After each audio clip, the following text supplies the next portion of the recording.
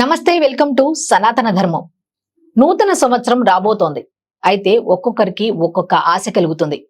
ఏ విధంగా వాళ్ళ జీవితాలలో ఈ నూతన సంవత్సరం జరగబోతోంది ఏంటి అనే విషయాల మీద చర్చించేందుకు ఈ రోజు మనతో పాటు స్టూడియోలో అందుబాటులో ఉన్నారు గణపతి దత్తాత్రేయ స్వామి ఉపాసకులు, అమ్మవారి సేవకులు మురళీధర్ శర్మ గారు. గురుగారు నమస్తే. మహాదేవ శ్రీమాత్రే నమః. ఎలా ఉన్నారు గురుగారు? ఫైన్ అమ్మా. అమ్మవారి ఉపాసకులు కాబట్టి ఎప్పుడు ఆవిడ ఆశీర్వాదంతో సంతోషంగా ఉంటారు అనుకుంటారు. అందరూ బాగుండాలి. Okay okay. ఇప్పుడు నూతన సంవత్సరం అనేసరికి చాలా మందికి చాలా కోరికలు ఉంటాయి. ముఖ్యంగా ఎక్కువ మంది ఆలోచన ఏంటి అంటే 2026లో అయినా మాకు ఒక గృహం ఉంటే బాగుండు అని. అయితే రాసుల వారీగా చూసుకుంటే ఏ రాసుల వారికి ఈ గృహ యోగం అనేది ఉంటుందంటారు? సో 2026 అంటే ఆంగ్ల సంవత్సరం. మనకు వాస్తవానికి కూడా ఉగాది టు ఉగాది అంటే చైత్రమాసం టు చైత్రమాసం. అప్పుడే మనకు కొత్త పంచాంగం రావడము, పంచాంగం మారడము, గురువు కావచ్చును, శనైశ్వరుడు కావచ్చును, మరి ఎప్పుడు మారుతున్నారు ఏమిటి అనేటువంటిది పంచాంగ శ్రవణంలో చెప్పడం జరుగుతుంది. ఎప్పుడైనా ఇప్పుడు ఉన్నటువంటి జనరేషన్ కానీ లైక్ ఈ యొక్క సిచ్యువేషన్ కానీ అంటే ఎవరెవరికి ఆసక్తి ఎట్లా ఏమిటి అనేటువంటి. మరి 2026 ఆంగ్ల సంవత్సర శుభ ఆశీస్సులు సబ్స్క్రైబర్స్ అందరికీ కూడా. అదేవిధంగా సొంత ఇంటి కళ అనేటువంటిది ఇది ఒక ఫీల్. వాస్తవానికి సొంత ఇంటి కళ అనేటువంటిది మరి ఈ యొక్క 2026 జనవరి నుండి సుమారుగా మొదటి 6 నెలల లోపే కనీసము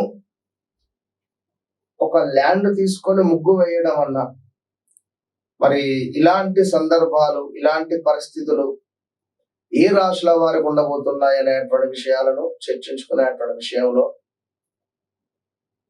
గురుబలము అనేటువంటిది కొందరికి ఉండబోతున్నది. కొందరికి తీవ్రమైనటువంటి ఇబ్బందులు ఎదుర్కొనేటువంటి పరిస్థితి రాబోతుంది రాబోయే రోజుల్లో. ఒక చిన్న వయస్సులో ఉండేటువంటి ఒక హీరోయిన్ అత్యంత అద్భుతమైనటువంటి అవార్డ్స్ ను గెలుచుకునేటువంటి పరిస్థితి. ఒక సీనియర్ రాజకీయవేత్తకు ఆరోగ్య సమస్యలు వచ్చే పరిస్థితిలో ఉన్నది ఈ 2026లో. అదేవిధంగా కొన్ని కులాల మధ్యలో కొన్ని గొడవలు ఏర్పడే పరిస్థితి కూడా ఉంది. దీనికి తోడు ఎవరైతే ఆర్ అక్షరంతో పేరు కలిగినటువంటి వారు ఉన్నారో, అంటే రంజిత్, రజని, రమేష్, రాధిక, ప్రమోద్, ప్రదీప్, ప్రణయ్, ప్రియాంక, తిరుపతి ఇలాంటి పేర్లు కలిగినటువంటి వారికి గత 2025 జనవరి ఫిబ్రవరి నుండి చూసుకుంటే తీవ్రమైనటువంటి ఇబ్బందులను ఎదుర్కొంటూ వస్తూ ఉన్నారు. ఇది 100కు 200%. వారు ఎవరైనా మంచిదే, ఎక్కడైనా మంచిదే.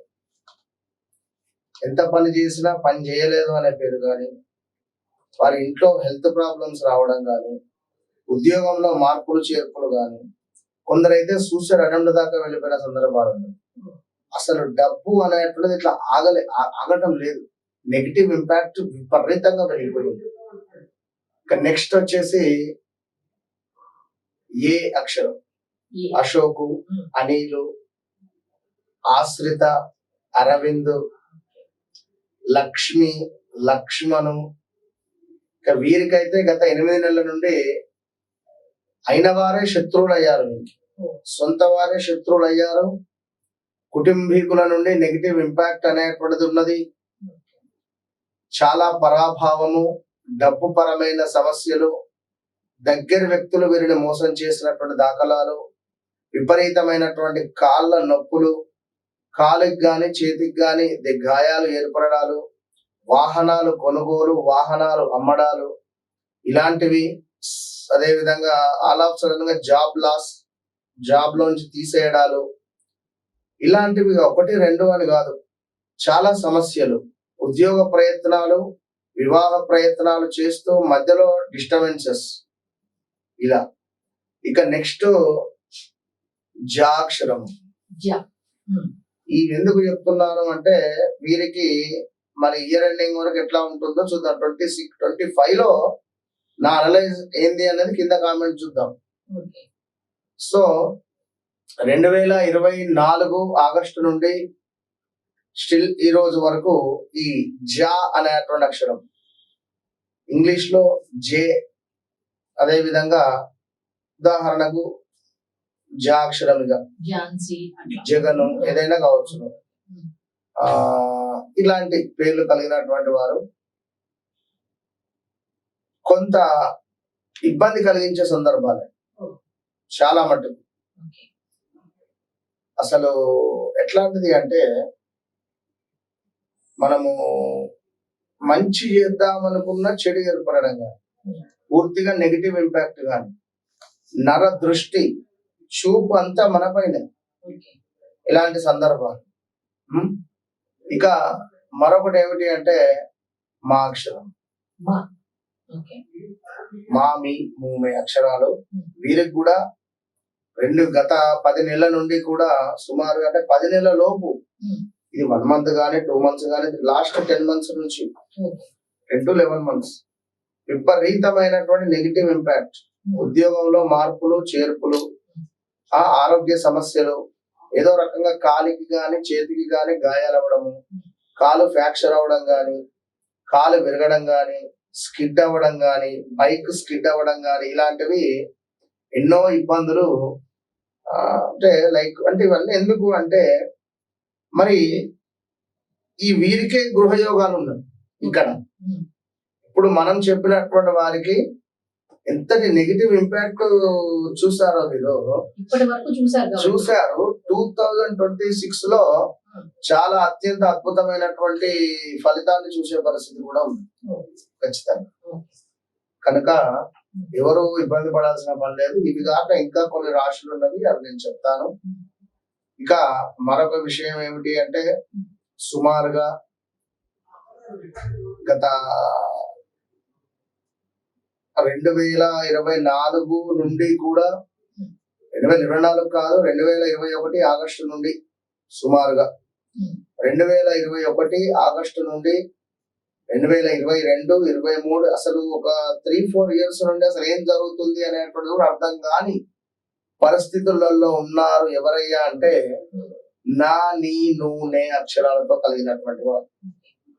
లైక్ నరేష్, నవ్య, నవ్యశ్రీ, నరేందర్, దీని తర్వాత జ్యోతి, జ్యో అక్షరం, యా అక్షరం. వీరికి తీవ్రమైనటువంటి ఇబ్బందులు, ఎటు వెళ్ళిన పరాభావాలు, ఒక సూసైడ్ అటెంప్ట్ చేసుకోవాలనేటువంటి థాట్స్ రావడాలు, ఎన్నో ఎన్నో ఎన్నో ఎన్నో కూడా అనుభవిస్తూ ఉన్నారు. అవన్నీ ఇట్లా చూసుకుంటూ పోతే చాలా ఉన్నవి. గృహ యోగము అంటే మన జాతకంలో యోగం ఉండాలి. గురువు గారు మన జాతకంలో మంచి స్థానాలలో ఉన్నారు.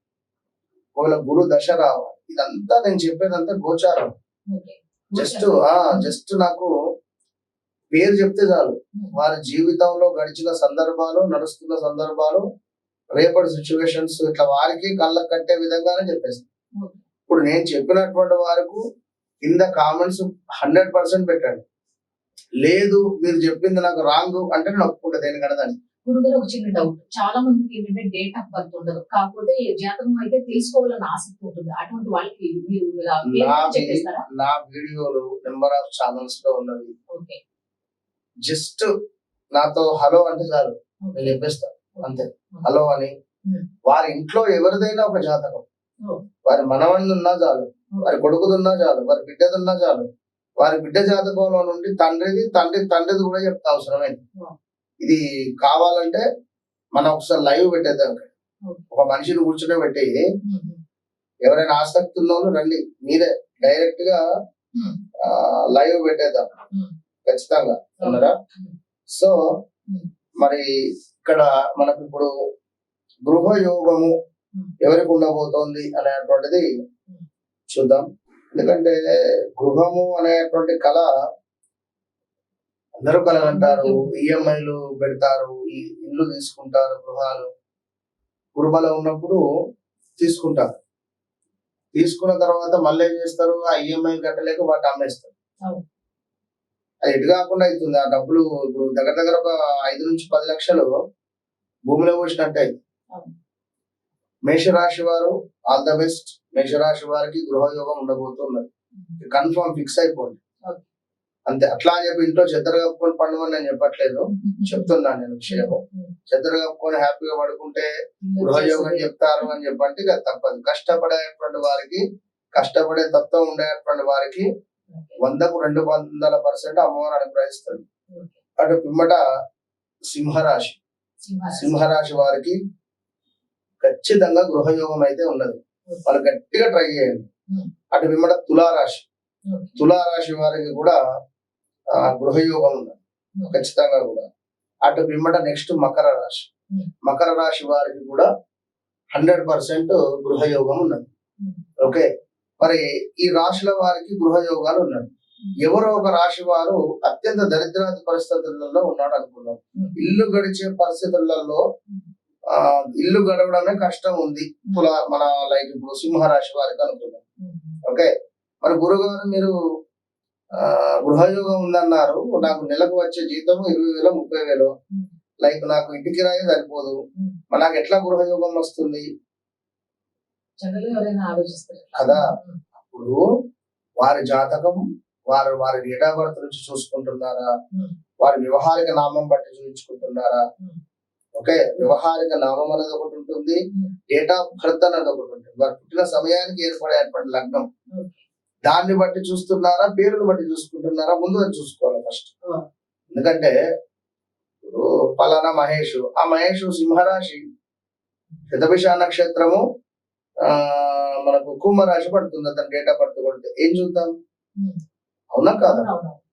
అలాంటి డౌట్స్ కానీ అలాంటి విషయాలకై ఇంకా ఎవరెవరికైతే వ్యక్తిగత జీవితంలో ఎలాంటిది ఉన్న ఉద్యోగము, వ్యాపారము, గృహయోగము, సంతానము, ఐవీఎఫ్ రిలేటెడ్ కానీ ఇంకా వారికి ఉండేటువంటివి సమస్యలకు వారి జన్మజాతకాన్ని చూస్తే 100% అక్యురేట్ గా చెప్పచ్చు. ఈ టైంలో ఇదవుతుంది, ఈ టైంలో ఇదవుతుంది అంతే.